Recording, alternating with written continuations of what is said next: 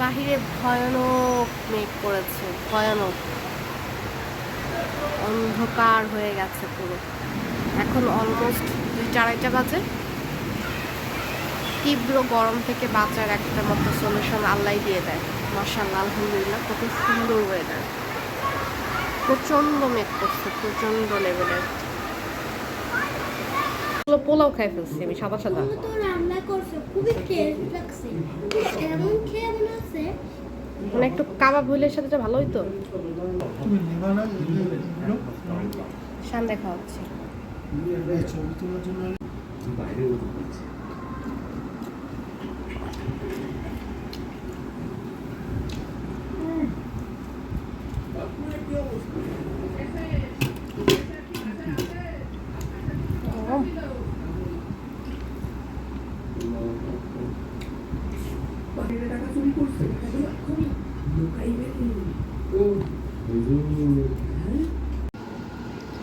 আসসালামু আলাইকুম, কেমন আছেন সবাই? সকালের নাস্তা থেকে ভিডিও স্টার্ট করছি। আজকে ছেলেকে সকালবেলা একটু পোলাও মাংস দিচ্ছি। এটা আগের দিনের লেফট ওভার পোলাও ছিল, সেটাই একটু গরম করে তারপর খাচ্ছি। এই যে চিকেন রান্না করছি। তো ওয়েদারটা যেহেতু একটু ঠান্ডা ঠান্ডা আছে, ভাবলাম যে একটু পোলাও মাংস করে দেই ওকে। অনেকদিন ধরেই বায়না করছিল যে খিচুড়ি পোলাও মাংস এগুলো খাবে, কিন্তু করে দেওয়া হয় নাই। তো আজকে ভাবলাম যে একটু রান্না করে দিই, আর এটা খেতে পারবে আর কি। তো ঠিক আছে, লাইক দিয়ে আপনারা যারা স্টার্ট করেছেন ভিডিওটা দেখা কন্টিনিউ থাকেন।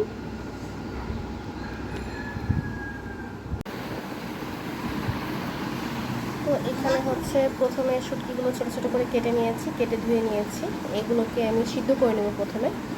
এরপর এটা সিদ্ধ করার পর হচ্ছে একসাথে হচ্ছে বিন করে নেব একটা রসুন আর হচ্ছে কিছু পেঁয়াজ দিয়ে। এরপর হচ্ছে বাকি রান্নার প্রসেসে যাচ্ছে। তো প্রথমে এটা সিদ্ধ করে নিই। এই যে শুটকিগুলো সিদ্ধ দিয়েছি, আগে প্রপারলি শুটকিগুলো সিদ্ধ হওয়ার পরে ঠান্ডা করে তারপর হচ্ছে ব্লেন্ডারে ব্লেন্ড করে নেব।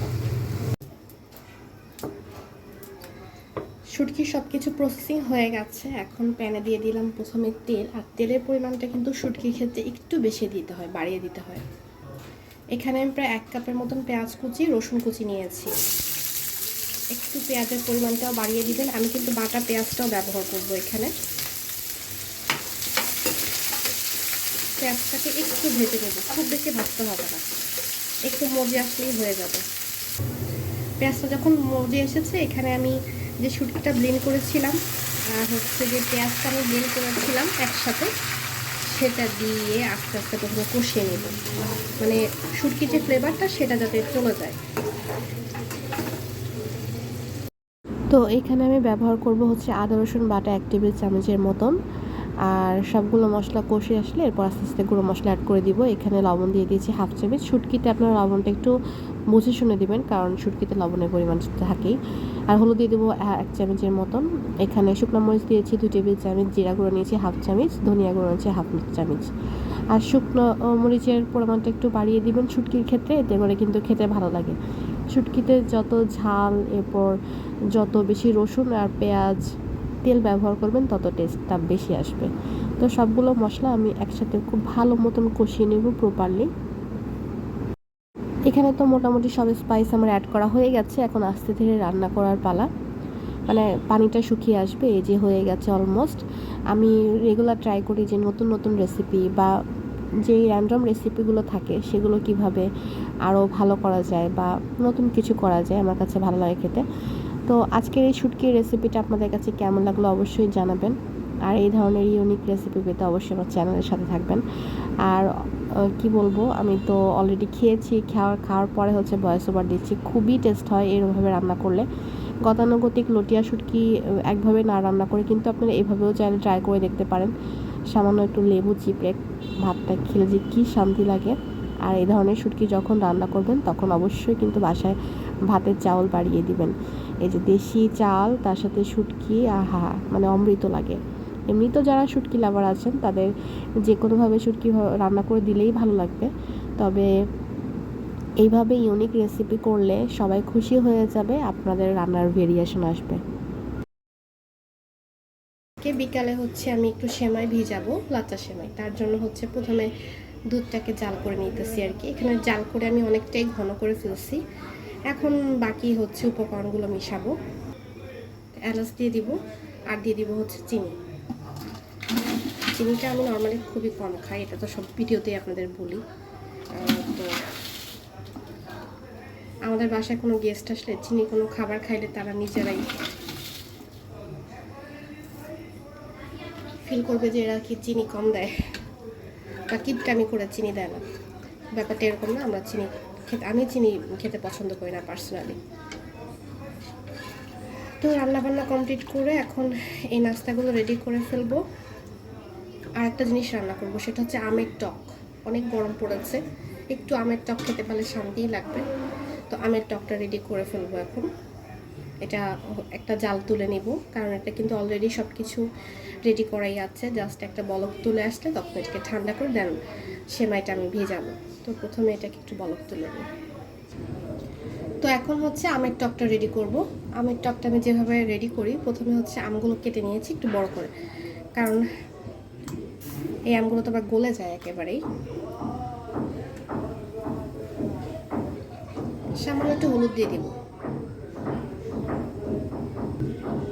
সামান্য একটু লবণ দিয়ে দিব, এই হাফ চামচ থেকেও কম। আর দিয়ে দিব হচ্ছে চিনি। চিনি দিয়ে দেবো 2 চামচের মতো, বেশি দিব না, কারণ টক জিনিসের টক ফ্লেভারটা থাকলে খেতে ভালো লাগে। আর এটাকে এখন আমটা সিদ্ধ হওয়া পর্যন্ত অপেক্ষা করব। এরপর হচ্ছে হালকা একটু সরষের তেল দিয়ে রসুনের বাগার দিব, ব্যাস হয়ে যাবে আমের টক বা আমের খাটা। এটা কি আমাদের লাস্ট তরমুজ? এরপর আবার তরমুজ অপশন আছে, তাহলে এটা আমাদের লাস্ট তরমুজ না। গরমে কিন্তু তরমুজ খাইতে অনেক ভালো লাগে, রিফ্রেশিং লাগে, তাই না বলে? ডাক দাও, ডাক দাও সিয়াম।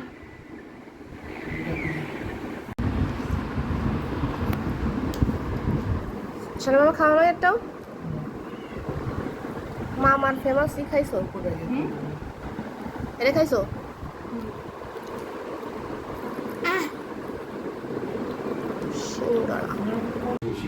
একটা সময় খুব পছন্দের একটা খাবার ছিল দুধ আর হচ্ছে টোস্ট বিস্কুট, যেটা হচ্ছে একদম মিষ্টি ছাড়া। তো এরকম দুধে ভিজিয়ে রাখবো কিছু সময়, একদম চিনি টিনি ছাড়া। এরপর হচ্ছে এই টোস্টগুলো খাবো, একদম নরম তুলতুলে হয়ে যায়, এত মজা লাগে খেতে। এরকম কখনো খেয়েছেন কিনা বলবেন। একটা টাইমে একদম কন্টিনিউ আমি রাতের খাবার হিসাবে এরকম দুধ আর টোস্ট রাখতাম। আর শীতকালে তো খুবই পছন্দের, ভাত টাত না খেয়ে শীতকালে মনে হয় রাতে এই টাইপের খাবার খাই। তুমি খাবে? না খাবো না। কেন বলো তো?